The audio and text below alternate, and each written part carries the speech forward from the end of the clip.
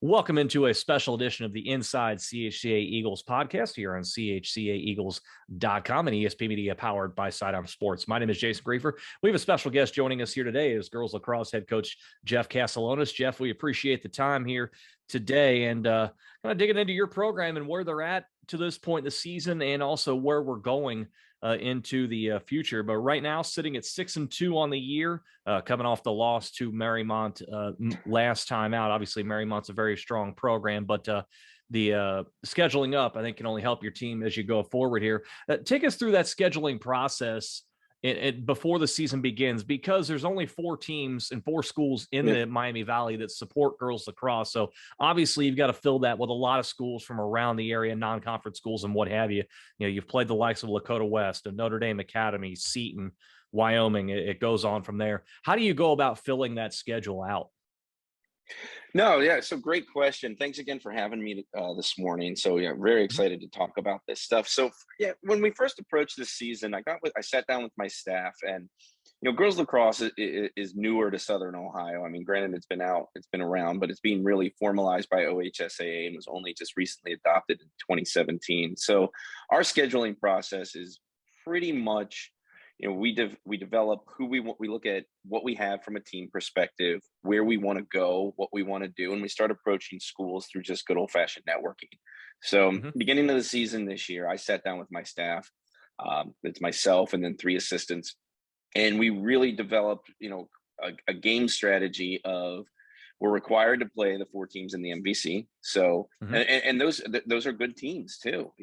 So we're happy to stick with them. We're happy to play them. We're excited about that. And then looking at where we want to go and how we want to branch out. So you mentioned the game against Marymount, obviously number 1 team in the league, in the state right now, 10-0, very difficult schedule. We reached out. We wanted to start playing them, like you said, being able to grow the program, increase our competitiveness, expose ourselves to a lot of different teams. We play Indian Hill tonight, number 2 team in our division. So a lot of our approach this year was to really challenge ourselves, get us outside of the norm, branch outside of Cincinnati as much as we can. And that's something we actually want to continue out next year, is to even figure out how we can start to do weekend trips in Cleveland. We can do weekend trips up in Columbus to play more teams that are outside of our region. When you go through this, obviously you want to challenge yourselves and to help yourself prepare for the postseason, of course. How do you go about balancing building a challenging schedule, but not building one that's so challenging that it can potentially just overwhelm the kids and it just affects their confidence as you go through a season? So there's a challenge and there's a balance to that. Fortunately, I haven't had that problem yet, so it's been good. But you do have to keep in mind, with the MVC, where we're going to anticipating where we're going to fall, anticipating what we want to do. A lot of that comes down to setting proper expectations with the players as well. There's a difference between losing to Marymount, 15-5 when you play really well, and there's a difference between losing to a team 15-5 that you didn't show up for. So there's an expectation setting. There's a conversation that you have in the locker room beforehand about, what are we trying to accomplish here? How are we going to accomplish those goals? What are we working towards? And that makes a big difference. We had 2 big losses this year. Marymount was one. We knew that was going to be a challenging game, so we had a really strong strategy of how to approach it. And in some areas, we did really well. If you look at the game, our defense really went toe-to-toe with a lot of their offensive players, and it made a big difference. So we recognized where we fell short and where we did well. The second game that we lost was Wyoming, and it came down to just execution at the right times when we needed. So while kids are very upset about getting beaten badly, at the reverse side of it is, I think they recognize that there's a good way to win and there's a bad way to win. And then there's a good way to lose and there's a bad way to lose. So it's really coming down to just the experience and the expectations with the players. And they've done really well at rising to those occasions. And, when we have these 2 losses, recognizing, hey, this is what's happened and this is a learning experience. Looking at the way things have gone this season, I was there for that Wyoming game. We broadcast that one, and just kind of the way things went, kind of fell behind early, and at the end, it just proved too big of a hole to try to get out of. towards the end. You had a shot there in the final 10 seconds, just couldn't quite pull off the tie to set it overtime. But doing this with a lot of young players, and we'll dive into that here momentarily. But 6-2 on the season right now, as you said, you've got Indian Hill coming up, you've got Summit coming up on Wednesday. Can really put you in the position to win the league title there. Where do you feel like this team is at right now at this point, kind of the midway point of the season, compared to where they were at the start of the year and in the offseason training? How are they meeting your expectations? Every day is a growing day, not just from an expectation standpoint. I mean, they've done fantastic. We've put them into a lot of challenging situations. So having them, putting them against teams that are going to really push them. Lakota West was one that was really going to force them to have to come together as a team. As you mentioned, they are a younger team. So we had a huge 8th grade class that came up. We've got, I think, only 4 seniors on the team, maybe 5. I have to look back and confirm that. So we're a pretty young team. So a big strategy for this year was to get those girls to start working together as a team as quickly as and early as possible. Depending on the game, some of them they've done very, very well with that. Some of them they just haven't been challenged where they have to do that. But overall, I've been really pleased with how they've brought it together, how they've started to really work together as a team, because that's going to move us up and up the chain as we start looking for bigger and loftier goals. Has building that cohesion been one of your bigger challenges because you've had so many freshmen come in right away and are seeing a lot of playing time so far in the season? So not really. I mean, I think from playing time for freshmen, we have 3 starting freshmen right now. There's a number of that role players that sub in, but overall, that class has really brought a lot of depth to the team and been able to remove a lot of those concerns that we've had. So it's really been about mixing players around, finding the right mix and the right matchup for those players. And that cohesion has really started to develop and do well. Mentioned just having a few upperclassmen, one of them being Molly Wilkowski, who I believe has been a big part of your program, obviously, for a while. And I was very impressed with what I saw from her in the Wyoming game, just her calm and her demeanor out there on the field, and just kind of her leadership, and everybody seemingly, the youngsters specifically, following her example. Can you speak more to that, kind of the growth of Molly as she's gone on throughout her career? Yeah, so Molly, I took over the team in 2020. Molly's been a pivotal role in that position for a number of years. She was nominated captain last year. She continues to be a captain this year. She has fully developed as a solid player on the attack line. Her with the other 2 captains. So we have Molly as one of the captains. We have Kirsten Hillis, who's a junior, as one of the captains, and Amanda Hurry is our defensive captain.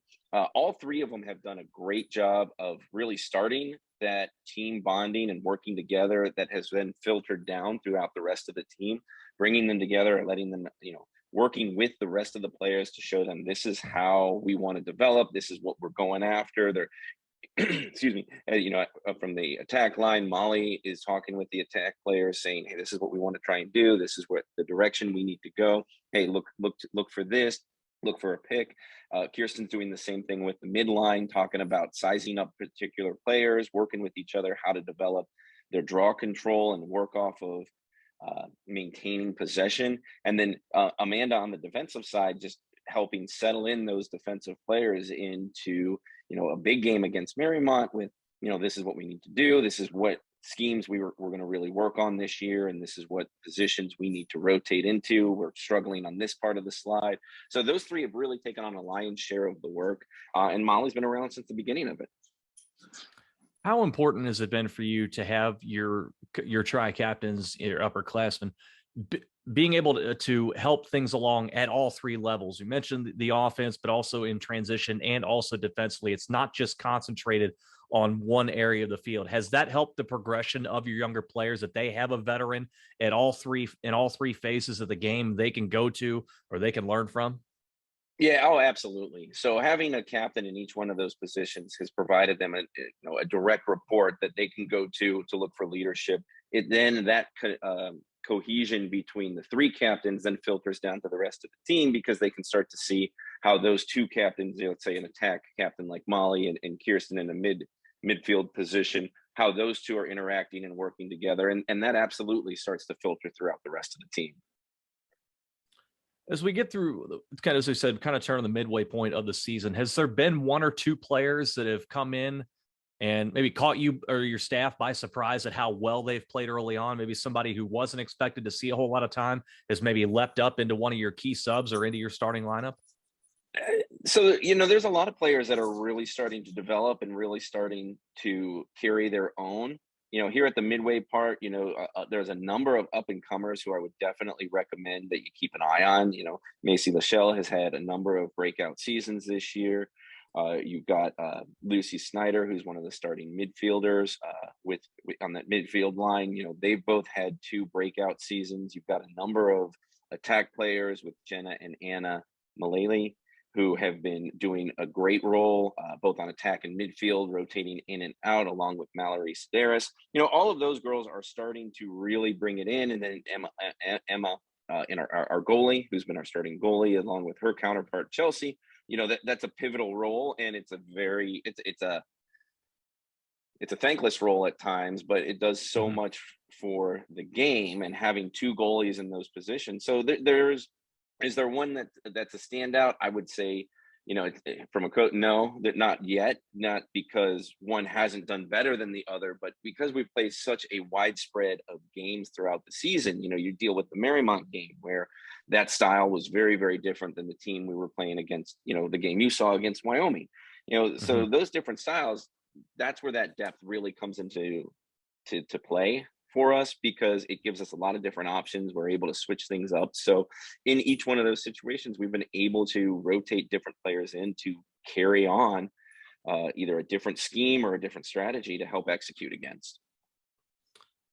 And it's led to a lot of success, as we've talked about here. But a couple of the games, I'm looking at the schedule right here, and your two most dominant wins have come in league play: an 18-4 win over CCD, and then most recently you go to Seven Hills and beat them 15-4. So put you on the brink of a league title. And again, you're going to get Summit coming up on Wednesday, and they've been down this year compared to years past. But focusing on those first two league games with Seven Hills and Cincinnati Country Day, how pleased were you that the girls came out in both those league games and took care of business the way they did, to put on a display like they did, not only scoring the ball, but also limiting those two schools to just 4 goals each, and your two best wins of the year? So, yeah, obviously really, really proud. There's a lot of emotion and baggage that comes along with league games. There's a lot of animosity as well as just intensity that comes into those. So, yeah, overall, extremely proud of how the girls handled that, coming out strong, coming out with a intent and a vengeance. A little backstory behind those two. Those were two of our big losses last year. So, in fact, I think those were of 3 losses last year. Those were the 2 of them. So, there was a lot of motion going into into those 2 games. There was a lot of just a lot of backstory to it. So, yeah, with the fact that they came out with such a vendetta, they were really looking to make a name for themselves. They had lofty goals, and they knew that really they have to get this monkey off their back to really start to move on to those bigger and higher expectations. So they absolutely did that. They really came out with that emotional piece of it, as well as just controlling the pace of the game. So there was a lot of development, and then there was a lot of execution there. So you've got Summit coming up on Wednesday, and as I said, they are down this year compared to where they've been in the past. They've just been struggling. They won their opener and haven't won since. They've won a number of league titles in the past before the last couple of years when things have really dropped off for them. How do you approach that matchup, knowing that they're just out to play spoiler in that one, and they can go out there and basically throw everything against the wall and see what happens, knowing that they're just out trying to cost you an outright title? Yeah, so you got to take every game. Anything can happen, right? So one of the big volatilities of girls lacrosse is there isn't a lot of consistency, with the exception of a few programs. You look at a couple years ago, Summit was number 1 in the league, and now they're in a little bit of a rebuilding. Now that doesn't count them out. You also have to take into consideration in our region, R8 D2, 8 of the top 15 teams are in our region. So we're in a very competitive league. We're in a very competitive region. And, Summit has the potential to really play a spoiler. I told you as I mentioned previously with the CCD and the Seven Hills game, those were our two losses last year. We were expecting we were going to be okay, but anything can happen. So we approach it with that in mind. Our goals are set forth. We review those before games. We talk about what we're going to accomplish. We talk about how we're going to accomplish. We come up with a game strategy, and we talk candidly about what we can win and what we can walk away with, as well as what we can lose. And, absolutely, job's not done. We have one more game in the league to get a championship. And so we have to approach it as that. Couple of weeks away from the postseason beginning here, and as you mentioned, it's the toughest region in the state of Ohio to try to come out of to go compete for a state title. But you still have a host of regular season games left, of course, including Indian Hill later on Tuesday, and then Summit on Wednesday, and then you'll take on Ursuline on Saturday. How close at this point do you believe your team is to its peak? Obviously, we don't want to peak now and then wear down as we head into the postseason, Right. but how close is that gap in your mind from where you're at now to where you think this team's potential is? So I think we are. Well, let's see what we've got 6 games left in the season. So I'm going to say we're about 6 games away from maybe 8 games away from our peak. Uh, Hmm. it's difficult to say from their expectations, and I think from my expectations. The team has been on an upward trend. That's you can see that in the Twitter feeds. You can see that in the recognition that has been coming in from the league and the conference and the division. So we are Yeah. definitely moving the right way. I think with the game against Marymount, that was a huge turning point for us. That was kind of the catalyst that said, okay, this is the team you were before. This is what it's going to take to get you to that next level. This is the direction we want to go, and these are the steps we're going to have to do.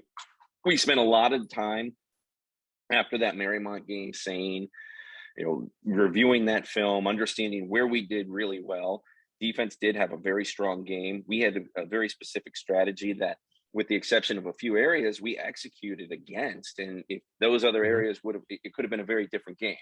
So we were very specific and detailed about what we looked at from that game. So with that, when we went into practice the next couple of days, we were completely addressing those, and I was very pleased to see just how we turned that around. We recognized where we needed to work on. We recognized what we got stuck at, and we recognized that this was a different turning point. So we have, I think I said, about 6 games left in regular season, maybe 5.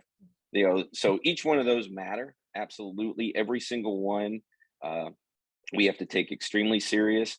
And when we talked with the girls at the beginning of the season, we were very clear. If you go 0-15 in the regular season, that's not that. If you go 15-0 in the regular season, just to go 0-4 in the postseason, that's not a win. That doesn't do any good. Now, if you go 15-0 and then 4-0 in the postseason, that's what we really need to look at. And we've known from the beginning of the season, we really wanted to judge ourselves based off of how we did in the postseason. So this is all right now warm up for us. We're getting ready for what we really want to start to strive for, which is making a stellar run in the postseason. You want to see Marymount again? Yeah, I do. How do the girls feel about that? I think they are all on board. They would be very happy to go visit Marymount. So as We we're will even pack up the yeah, bus. yeah, there you go. So as we're moving on here and kind of nearing the end of our chat here today, I'm curious at this point if you can tell me one thing that will put you in a position to potentially make a deep run in the postseason, if it's against Marymount or whomever the case may be down the road, maybe in a regional final, if not beyond. One thing that will get you there and over the top, and potentially one thing that could end up being your fatal flaw and have you come up short. So really, the success and that breaking point are all going to come down to one thing, which is the team chemistry and cohesiveness. If the team really brings it together, and we continue on this trajectory of we're making the offense click on all cylinders, connecting it with the defense, and really bringing that team mentality, I think you're going to see them do some pretty significant things, not only this year, but over the course of the next 4 or 5 years. If we don't, and we continue to approach this as a collection of individuals, this league is one of the hardest the in the region. This region is one of the hardest in the division. I think you Hmm. can see when, from your experience watching the Wyoming game, that difference between a collection of individuals versus a team approach and what Hmm. can happen. You saw that very clearly in the first half of the Wyoming game. We did a great job as a bunch of individuals, but it just wasn't enough to take on a full-fledged legit team. The second half, we got ourselves in a little bit of a hole, but when we started pulling together and we're a real team powerhouse, I mean, we scored 9 times on them and they scored once on us. Totally different experiences. If we can make that, and we can have more of those types of situations, not coming back from deficits, but the team approach, I think you're going to see some really amazing things. So as you touch on there, obviously we're building for the future, and obviously a lot of underclassmen are stepping into roles this season. As you mentioned, 3 freshmen starting, others getting some significant playing time. Where do you see the trajectory of this program over the next 4 or 5 years, and particularly with this class of freshmen that you have now? So over the next 4 or 5 years, obviously I'd like to see us, like I said, we're going to continue to grow. We're going to continue to develop. We've got a lot of youth on our team right now. So developing them and exposing ourselves to teams outside of just our region, starting to get up to Mhm. Columbus and Cleveland, playing more. We've got some great youth programs that have been developing. The parents here at CHCA have been very supportive of the youth programs and bringing that collection and bringing in recruiting kids. We want to continue and do more of that.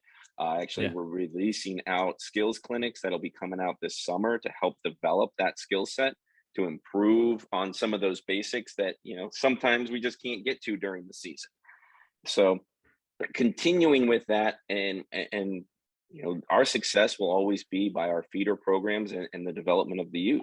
So as we get those really starting to hum, you're going to see, I think, Mm. this team have that staying power and have that longevity that the program here hasn't seen for a while. And they're off to the right start as far as longevity goes this season, on the verge of a conference championship. Could potentially wrap that up this coming Wednesday, hosting Summit Country Day. So fans, get on out there and support the team. I know they could definitely use it, and be a great thing to honor them if they're able to indeed close the deal. Jeff Castellanos, girls lacrosse head coach, we certainly appreciate the time here today, and best of luck going forward. Awesome. Thanks so much. Absolutely. And we thank him again for joining us for the special edition of the Inside CHCA Eagles Athletics podcast here on CHCAEagles.com and ESP Media, powered by Sidearm Sports.